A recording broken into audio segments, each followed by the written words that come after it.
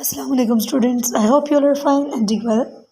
Student, it's your math class. बेटे हमारा maths का सिलेबस जो है वो कंप्लीट हो चुका है। अब हम लोग जो है आज से रिवीजन स्टार्ट करें।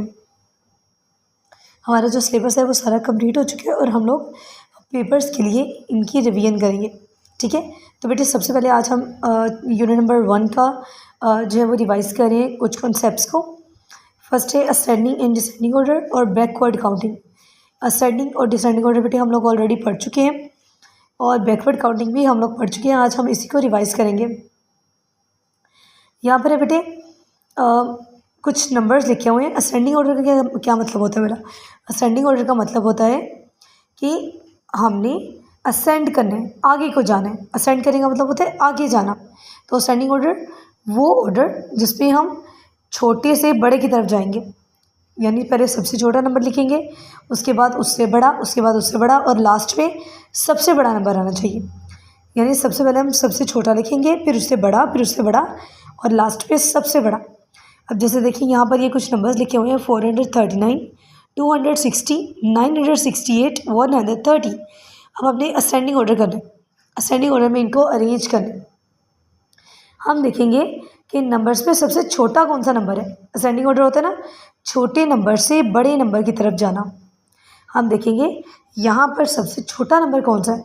तो बेटे यहाँ पे सबसे छोटा नंबर है 439, 260, 968 और 130। यहाँ पर सबसे छोटा नंबर कौन सा है? 130। तो हम लोग यहाँ सबसे पहले लिख लेंगे 130। उसके बाद 130 से बड़ा कौन सा है? देखिए 439, 260, इसको हमने कर लिया ना, इसके ऊपर छोटा सा टिक लगा देते हैं ताकि हमें याद रहे कि हमने इसको लिख लिया हुआ है। 260 और 968। अब बेटे 400 बड़ा होता है 200 या 900? देखिए इन तीनों नंबर्स में सबसे छोटा है 260, तो हम लिख लेंगे 260 को। अब इसके बाद अब दो नंबर बचे हैं हमारे पास 439 और 968। इन दोनों में से जो है वो छोटा नंबर कौन सा है? 439। तो यहाँ पे 439 लिख लेंगे। अब एक ही नंबर बचा है हमारे पास, तो वो सबसे लास्ट पर आ जाएगा। ठीक है, तो ये हमने असेंडिंग ऑर्डर में अरेंज कर लिया। देखिए सबसे पहले सबसे छोटा नंबर आ रहा है, फिर उससे बड़ा, फिर उससे बड़ा और लास्ट में सबसे बड़ा। तो बेटे ये हम लोग असेंडिंग ऑर्डर में अरेंज कर चुके हैं। अब अगर हमने इसी को डिसेंडिंग ऑर्डर में अरेंज करना हो तो हम क्या करेंगे? हम बड़े नंबर से छोटे नंबर की तरफ जाएंगे। सबसे पहले हम देखेंगे इसमें से सबसे बड़ा नंबर कौन सा है। सबसे बड़ा नंबर है 968, तो हम उसको सबसे पहले लिख लेंगे। अब इससे छोटा देखिए कौन सा? 3 बचे ना, 439, 260 और 130। इससे छोटा कौन से? 439। 439 से छोटा 260।